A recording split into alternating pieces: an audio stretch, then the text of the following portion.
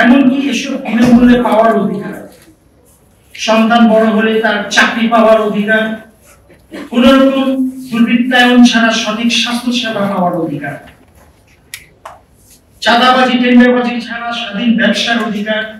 এই যে অধিকার, এই একবিংশ শতাব্দীতে এসে যখন প্রযুক্তি গোটা বিশ্বকে আমাদের হাতের মুঠোয় এনে দিয়েছে, আমরা ঘরে বসে দেখেছি, জানতে পেরেছি ফিনল্যান্ডে অথবা সুইডেনে বা নিউজিল্যান্ডে বা অস্ট্রেলিয়ায় তরুণ ছেলে মেয়েদের জীবনকে কত সম্ভাবনায় করে তুলেছে সে দেশের সরকার, সে দেশের প্রশাসন।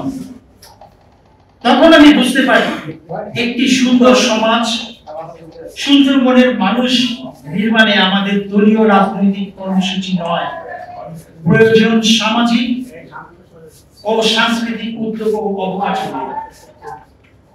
এই অবকাঠামো নির্মাণে যে রাজনৈতিক দৃষ্টিভঙ্গি দরকার, তেমন রাজনীতিকে আমি সমর্থন করি। আমাদের দরকার দুর্নীতিমুক্ত, দলীয়করণ মুক্ত, রাজনৈতিক এজেন্ডা মুক্ত, সত্যিকারের জনকল্যাণমুখী সৃজনশীল একটি সরকার ও তার প্রশাসন। আমার মনে হয়েছে, আমার সত্য উপলব্ধি হয়েছে, আমার এখন দেশের কাছে, মানুষের কাছে যাওয়া উচিত। আমার বাবাকে আপনারা জানেন, জহির রায়হান প্রবলভাবে রাজনৈতিক সচেতন মানুষ ছিলেন, কিন্তু কোন রাজনৈতিক দলের সক্রিয় সদস্য ছিলেন না। মহান মুক্তিযুদ্ধ চলাকালীন মিডিয়ায় দেওয়া তার সেই বিখ্যাত উক্তির কথা হয়তোবা আপনাদের মনে আছে, I don't belong to any political party। তার রাজনৈতিক মতাদর্শ প্রতিফলিত হয়েছে তার লেখায়, তার চলচ্চিত্রে, জীবনে। বান্ডেল থাকলে প্রতি সেনমানিতে টাকা বাঁচবে। বিকাশ সেনমানি বান্ডেল কিনে জিতুন প্রতি লেনদেনে। তার জীবন থেকে নেওয়া বা স্টপ জেনোসাইড কিংবা আরেক ফাল্গুন বা আর কতদিন উপন্যাস আমি আসলে লিখি না, আমি ফিল্ম মেকারও বলি, কিন্তু একটি মানবতা সমাজ প্রতিষ্ঠার যে স্বপ্ন বাবার ছিল আমি তা ধারণ করি। আমি অনেক ভেবেছি, আমার মনে হয়েছে কোন রাজনৈতিক দলের সঙ্গে সংশ্লিষ্ট না হয়ে মানব কল্যাণমুখী রাজনীতি করা সম্ভব, এবং সেটা সংসদীয় গণতন্ত্রের মাধ্যমে। হ্যাঁ, আমাদের এই বাংলাদেশে একসময় গত শতাব্দীর 20-30 থেকে 60-এর দশকেও প্রতিভাবান, খাঁটি, দেশপ্রেমিক বহু রাজনীতিবিদ কাজ করে গেছে। ইনারা নির্লোভ ছিলেন, জেল খেটেছেন, সারা জীবন আর্থিক কষ্টে উঠেছেন, কিন্তু দেশপ্রেম, মানবপ্রেমের সাথে কখনো আপোষ করেননি।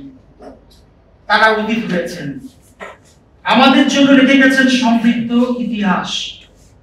কিন্তু আমরা পরবর্তী প্রজন্ম কি সেই ইতিহাস থেকে শিখেছি?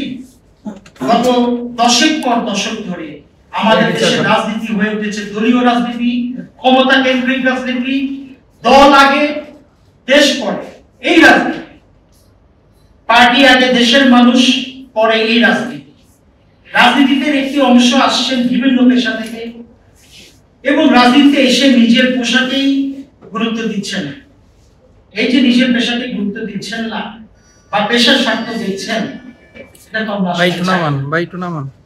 তৈরি হচ্ছে কনফ্লিক্ট অফ ইন্টারেস্ট। আর এখানেই সুযোগ তৈরি হচ্ছে দুর্নীতি, স্বজনপ্রীতি, আর তারপর এড়িয়ে চলছে অসুস্থ প্রতিযোগিতা, যা করাচ্ছে ভায়োলেন্স। অথচ দেশপ্রেমিক উন্নয়নমূলক রাজনীতি তো তা হওয়া উচিত ছিল সহযোগিতার রাজনীতি, ভিন্ন মতের প্রতি শ্রদ্ধাবোধ থেকে গঠনমূলক গণতান্ত্রিক রাজনীতি। আমি মনে করি কোন রাজনৈতিক পার্টির সঙ্গে না থেকেও দেশ ও মানুষের জীবনের উন্নয়নে সরকার ও প্রশাসনের সঙ্গে একযোগে কাজ করা সম্ভব। এটা কঠিন কিন্তু সম্ভব।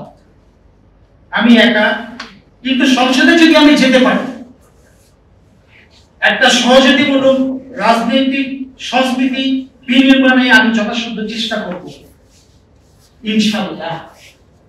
সত্যি বলতে এই সহযোগিতামূলক রাজনৈতিক সংস্কৃতি আমি আমার নির্বাচনী প্রচারণাতেই শুরু করেছি।